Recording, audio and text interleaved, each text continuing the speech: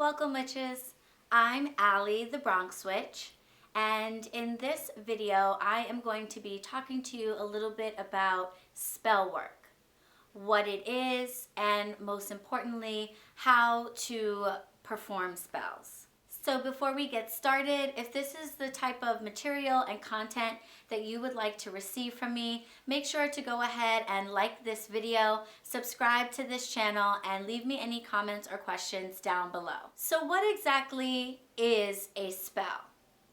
At its core, in its simplest form, a spell is basically the process of taking an idea, a thought, or a desire, something that doesn't already exist in the physical world, adding energy to it so that you can create that thing or make it exist here in the physical world. A spell is the process by which someone creates what we call magic. The process of performing a spell can be as simple as simply speaking certain words, or it can be really complex and happen in the course of a whole ritual of activities that include lighting candles or working with crystals, working with plants and herbs. But at the end of the day, whether it's super simple or really complicated, the idea is the same. We're trying to take a desire, something that we want to happen or want to exist, but that doesn't already exist, and we're adding energy to it so that it can come to be. So how does a spell actually work? In my opinion, in order to be able to be successful at spell work, you need to have an idea of what it is a spell is doing in the first place. I and many witches are of the opinion that spell work and magic is a type of science that we just don't really fully understand yet. And that's how I like to look at it. As I've mentioned in other videos, I'm kind of a scholarly witch. So when I think about spell work and I think about magic, for me, I like to think of it as something really rooted in empirical data and empirical fact. Because it gives me a stronger foundation than thinking of it entirely from the aspect of spirituality. Yes, I believe that spiritual entities, deities, spirits, ancestors, unseen beings can contribute to spell work and help it along, but I believe that the act of spell work and why it works is a lot more scientific than that. And what it comes down to is that everything is energy. This is a scientific fact that has already been established. And through certain devices and tests, you can actually measure that.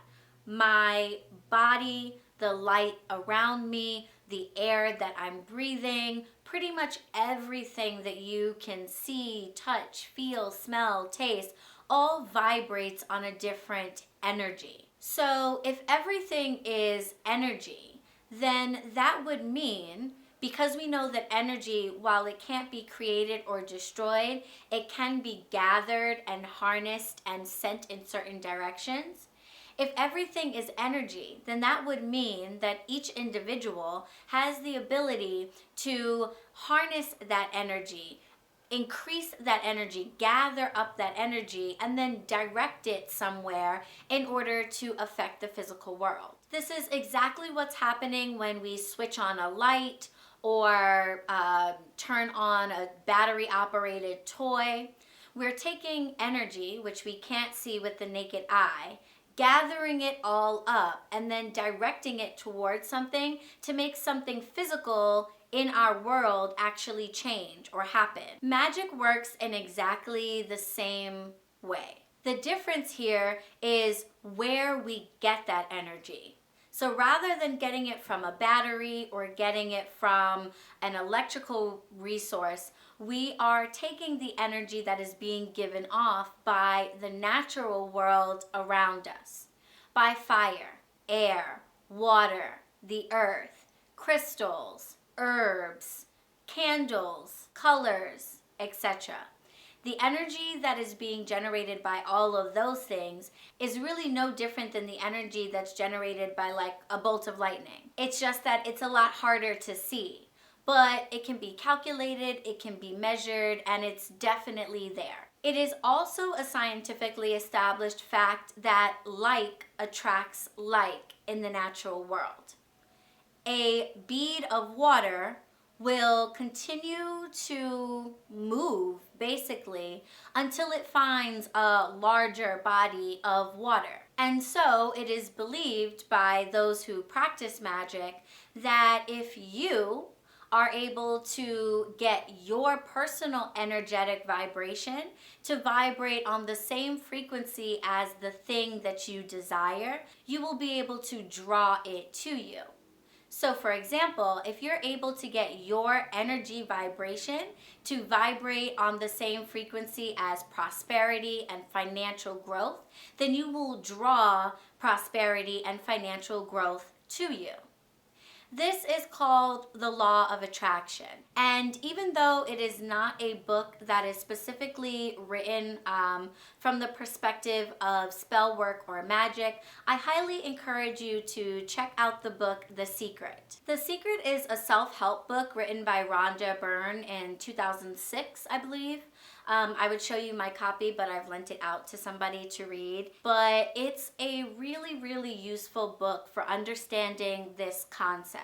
I will not pass judgment on whether or not it's a good self-help book. There are a lot of differing opinions on whether or not it's helpful, and people have had different experiences with it in their lives. But for me, I found it incredibly helpful.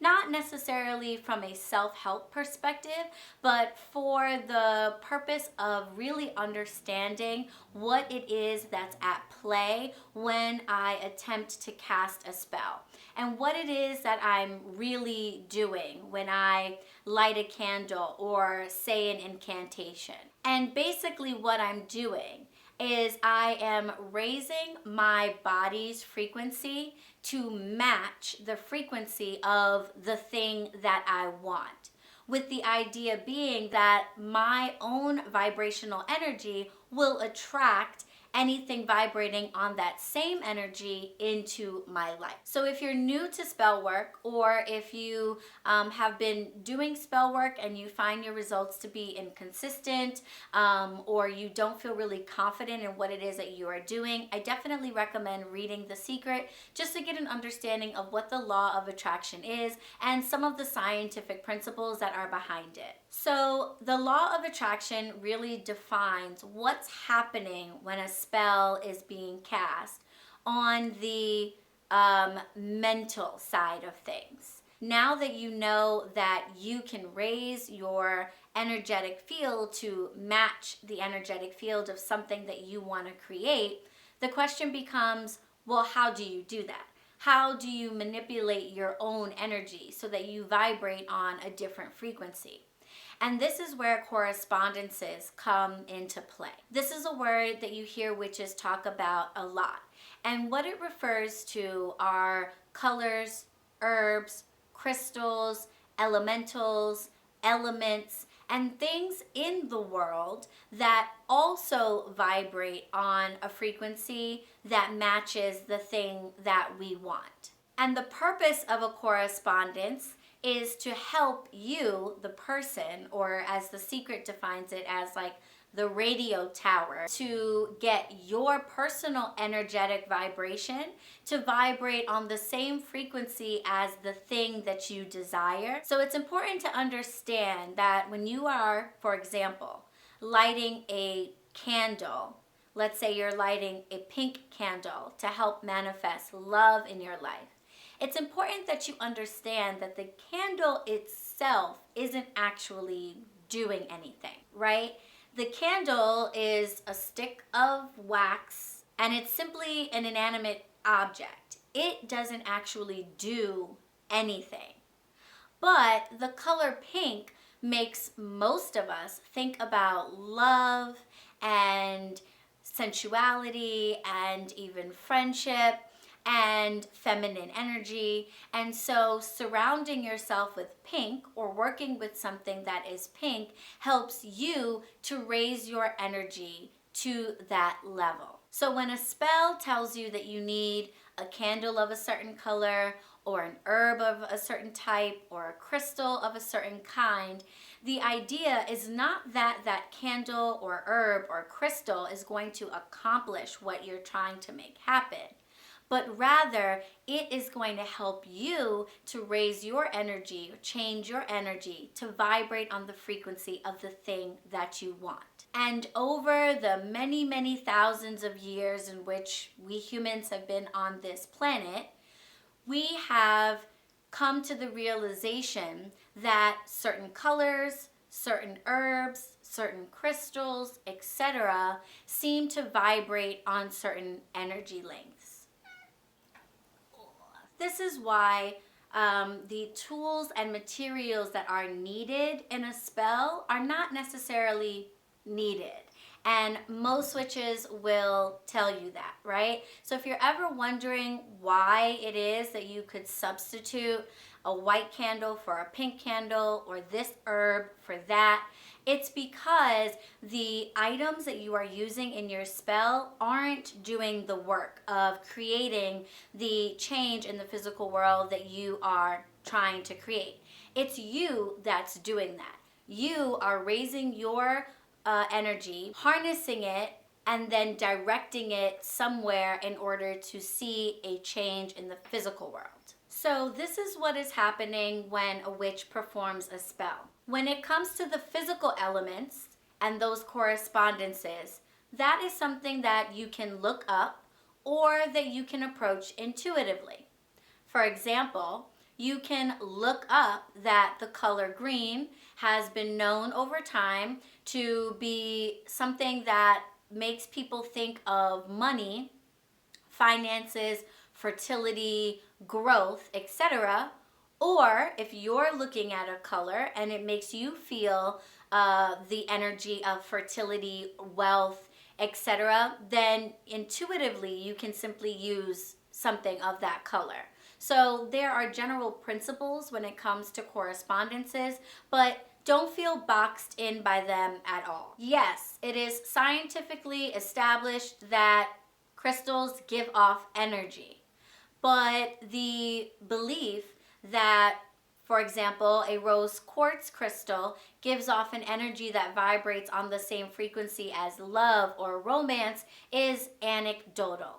It's anecdotal evidence, and anecdotal just means that it's evidence established by story, experience, and word of mouth. There's no calculable or empirical test that can establish that the frequency that rose quartz gives off is the same frequency as the feeling of love or romance or attraction. It just so happens that over time, enough people have resonated with the energy of that crystal and had success with drawing love, romance, and attraction into their life that it's become established that that frequency matches up with that intent. This is why you can have completely successful spell work results even if you use totally different materials than another witch or no materials at all. In addition to The Secret, which explores and explains the nitty-gritty of the law of attraction and how it works, I also recommend taking a look at the Modern Witchcraft Spellbook, Your Complete Guide to Crafting and Casting Spells by Sky Alexander. This book has a lot of really useful spells, but most importantly, it spends the bulk of the beginning of the book talking about the law of attraction, our magical energy centers, and how to manipulate and raise our own energy in order to manifest things in the physical world. So of course, I will link information on The Secret and on this book by Sky Alexander down below in the description box. And if you have any questions, of course, you can just drop them for me below as well. So I really hope that you found this video helpful. If you did, or if you just liked it, make sure to give me a thumbs up. If you have any comments or questions, like I said, leave them for me down below. And of course, subscribe. Click on the bell button so you're notified every time a new video comes out. You can follow me on Instagram at BronxWitch, and I will see you in the next video. Blessed be.